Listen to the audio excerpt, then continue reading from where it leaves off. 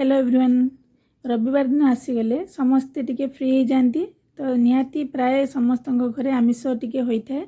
तो आज आम घरे आमिष होता तो ये तरकारी देखिए जानीपे तरकारी कलर जानीपे यहाँ कि आइटम। हाँ आज्ञा यहाँ हूँ मटन। तो यहाँ प्रस्तुत करते मो हजबैंड से भी पुणी माटी जो पात्र रे। तो ये नेताजी जयंती रे मुझे माटी पात्र तो से प्रस्तुत कराइला। जेहेतु मु मटन खाएनी से मोपाई चिकेन आसला आउ किसी स्पेशल गेस्ट आसबार थिला तो से अधिक चिकेन आ अधिक मटन नहीं आनी। ये सबुतक मसला आम रेडी कर देते। माटी हांडी प्रस्तुत हम मटन आउ कड़े हम चिकेन। ये मो हजबैंड पूरा कषि पकाउछंती जो पियाज को पियाज कषा चलती बर्तमान। जेहेतु पियाज कषा को समय लगे तो मुझे जेहेतु मटन खाएनी तथापि मुझे कहली मुझे तुमको आज टी हेल्प करदेवी। तो से मुझे पलि आसली मसला कषा को टिके जहाँ भी हेल्प हो बहुत समय लगी था मसला कषा को। तो ये देखु आमर पियाज पूरा ऑलरेडी हो आसला कषा।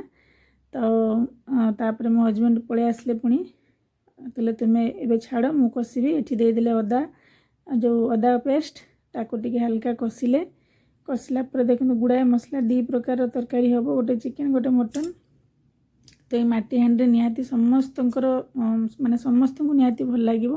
तो ये पकईदे रसुण बटा ये मसला को पुणी दी भाग करा। तो जेहेतु माटी हांडी बहुत समय कषि हम ना काले भांगी भंगी जीव प्रथम थर पर आम रांधि। तो ये मसला होगा पर हलदी गुंड आउ लंका गुंड आउ किछि जीरा गुंड धनिया गुंड एमती किछि गुंड सब मिसई देथिले। आम बहुत भल भाव मसला टी को कषि देथिले। कषला पर टी हल्का पानी देकरी पुणी थे मसला को कषि देते कंचा टमाटो और कंचा लंका। मो हजबैंड माने यूनिक तांकर गोटे हूँ कंचा लंका जार माने फ्लेवर टी बहुत बढ़िया दे था तरकारी। यहाँ हूँ गोटे सिक्रेट मसला। यहाँ हूँ गुजराती आउ जायफल गुंड जोटा बढ़िया लगी था टेस्ट बढ़े था मटन रे। ये किसी कटा धनिया पत्र देकरी पुणी थे मसला कषि थे। आ देखो टिके पानी देकरी मसला बसई देते भल भाव कषि देते। एपटे हांडी बसईकरी माटी हांडी से तेल दे देते आ कड़े मसलू अधा मसला ये नहीं आनी कारण ये मटन हम आसेपटे चिकेन हम। मानिया को पड़ो मो हजबैंड को पूरा बाहुबली भाया दी पटे दीटा हाथ में सी पूरा बसईदे गोटे पटे चिकेन गोटे पटे मटन बहुत बढ़िया टेस्ट होता।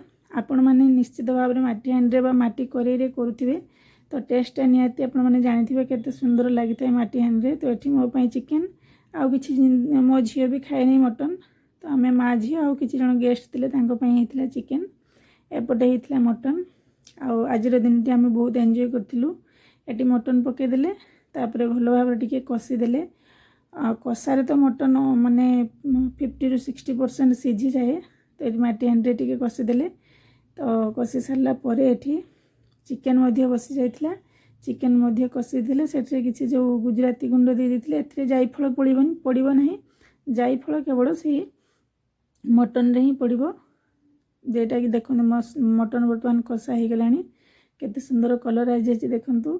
एबे जो चिकेन आमर पानी ढला हो गला चिकेन तार कलर केते सुंदर देखा कि फाइनाल लुक मुझे देखिए और टिके परे। तो ये मटन रे आलू पड़गला आउ टिके कषि दे सारा पर देखो केमती कलर चेंज हो गला।